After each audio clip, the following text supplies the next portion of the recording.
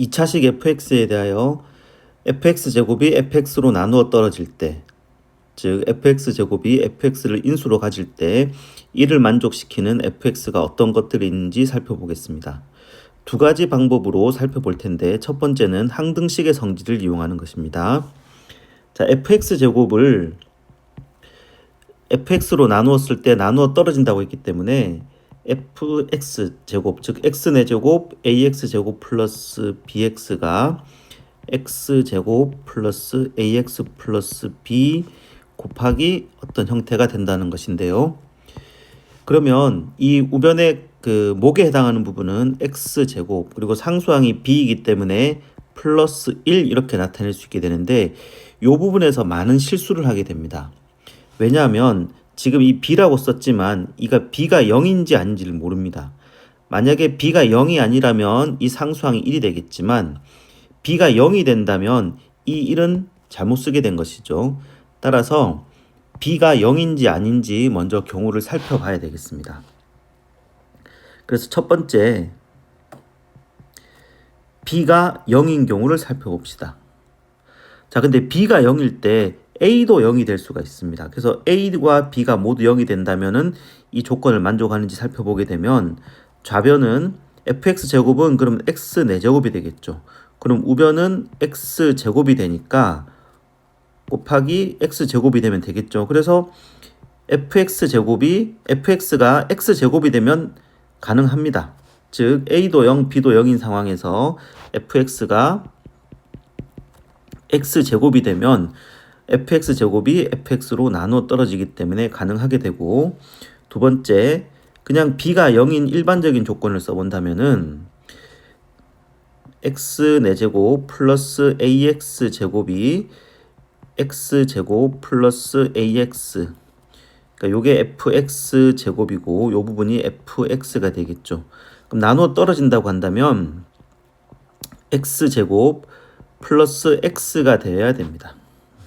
이렇게 하면 이제 요 x 4제곱이 되고, 요렇게 곱했을 때 요 ax 제곱이 되어야 되니까. 자, 그러면 이 식에서 양변에서 3창의 개수를 비교해 봅시다.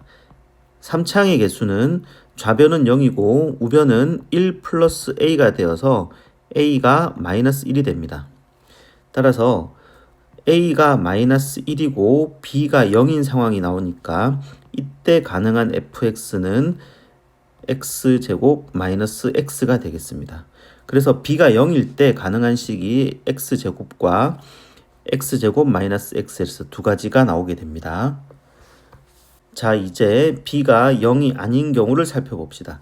b가 0이 아니면 x 4제곱 플러스 ax제곱 플러스 b는 x제곱 플러스 ax 플러스 b 하고, 목은 x제곱, 상수항은 1인지 되겠죠. 그리고 여기 1창에 해당하는 부분을 미지수를, 새로운 미지수를 두기보다는 좌변의 3창 개수가 0이니까 우변의 3창도 0이 되기 위해서는 마이너스 ax가 돼야 됩니다. 그래서 이 상태에서 x제곱항과 1창을 비교해 봅시다. 자, x제곱의 좌변의 개수는 a가 되고 우변의 x제곱의 개수는 이렇게 하면 1 마이너스 a제곱 그리고 플러스 b가 됩니다. 넘겨서 정리를 해주면 a제곱 마이너스 플러스 a 마이너스 b는 1이 되는데, 이 식을 우리가 기역이라고 하고, 그리고 좌변의 x의 개수 1창의 개수는 0이고 우변의 1창의 개수는 a 마이너스 ab 이렇게 됩니다. 따라서 a로 묶으면 1 마이너스 b가 되고 이것이 0이 되겠는데, 이 식을 니은이라고 합시다.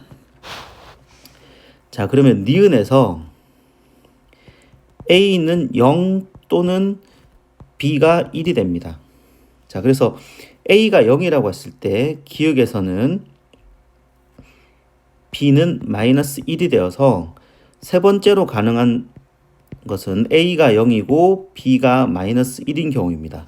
그러면 이때 fx는 x제곱 마이너스 1이 되고, 자, 그리고 b가 1인 경우에는 기역에서 a제곱 플러스 a 마이너스 2는 0이 되어서 a는 마이너스 2 또는 1이 됩니다. 따라서 가능한 묶음이 a가 마이너스 2이고 b가 1인 경우, 그리고 a가 1이고 b가 1인 경우입니다. 각각의 경우에 대해서 fx는 x제곱 마이너스 2x 플러스 1, fx는 x제곱 플러스 x 플러스 1 이렇게 되어서 가능한 fx가 전체 5가지가 나오게 됩니다.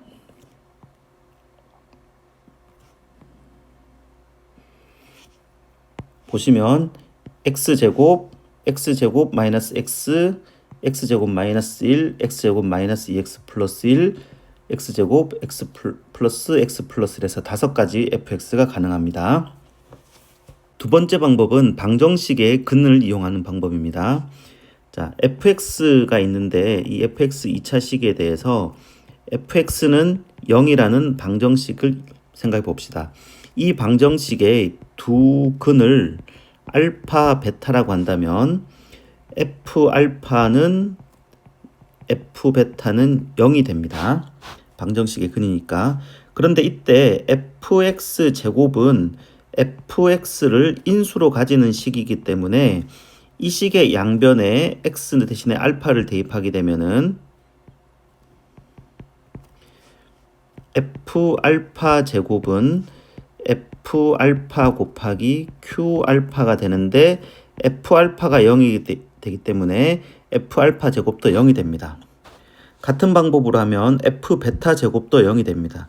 즉 f알파, f베타도 0이 되고 f알파 제곱, f베타 제곱도 0이 되어야 됩니다. 2차식 fx에 대해서 이렇게 이 두 가지를 모두 만족시키기 위해서는 첫째 가능한 것이 알파랑 알파 제곱이 같아지는 겁니다. 그리고 베타랑 베타 제곱이 같아지면 되겠죠. 그러면 알파 제곱이 알파가 되기 위한 알파는 0 또는 1이 됩니다. 그러면 여기서 가능해지는 fx는 x-0의 제곱이 가능하고요. 그럼 x제곱이 되겠죠. 그리고 x-1의 제곱만도 가능합니다. 그래서 x제곱 마이너스 2x 플러스 1이 되고 또 0과 1을 그러니까 각각 근으로 갖는 방정식, 즉 fx는 x-1도 가능합니다. 그렇게 해서 세 가지가 나오게 되고, 좀 전에는 알파랑 알파 제곱이 같다고 했는데 이럴 수도 있습니다. 알파랑 베타 제곱이 같고 알파 제곱이랑 베타 제곱이 같을 수도 있습니다. 그렇게 되면 알파 제곱이 베타가 되고 베타 제곱이 알파가 됩니다. 자, 그러면 이 왼쪽에 이 식을 제곱을 하게 되면 알파 4제곱은 베타 제곱이 되고 베타 제곱은 알파랑 같기 때문에 즉 알파 4제곱은 알파가 됩니다. 이 식을 인수분해해 보면은 이렇게 되어서 알파는 0, 1 또는 이 방정식의 허근이 되는데 0과 1은 이미 살펴본 거기 때문에 이 방정식의 허근, 즉 x제곱 플러스 x 플러스 1이 fx가 될 수가 있습니다. 실제로 이 x제곱 플러스 x 플러스 1의 두 허근은 서로 제곱을 하면 켤레가 되는 그런 아주 독특한 근이죠. 그래서 네 번째 식이 나오게 되었습니다. 마지막으로 알파 제곱이 베타 제곱이 되는 방법이 가능합니다. 알파 제곱이 베타 제곱이 되면은 알파가 베타가 되거나 또는 베타가 마이너스 알파가 될 텐데 요 경우는 아까 중근을 가지는 것이니까 여기서 살펴본 것이고, 베타가 마이너스 알파가 된다 그러면 근과 계수의 관계에서 fx가 1차항 계수는 0이 될 것이고 x제곱 마이너스 알파 제곱이 됩니다. 그러면 fx 제곱은 x 4제곱 마이너스 알파 제곱이 되어서 x 4제곱 마이너스 알파 제곱이 x 제곱 마이너스 알파 제곱을 인수로 가져야 되고, 그렇게 되려면은 목은 x 제곱 플러스 1이 되어야 됩니다. 그러면 이때 2차항 계수를 비교해 보면은 우변의 2차항 계수는 0이고, 좌변의 2차항 계수는 0이고, 우변의 2차항 계수는 1 마이너스 알파 제곱이 되어서 알파 제곱이 1이 됩니다. 따라서 x 제곱 마이너스 1이 가능합니다. 그래서 이 경우에는 아까와 같이 5개의 2차식이 나오게 되는데 풀이가 훨씬 좀 간단합니다. 그래서 그 첫 번째 방법보다는 두 번째 방법으로도 풀 수 있는 연습을 하면 좋겠습니다.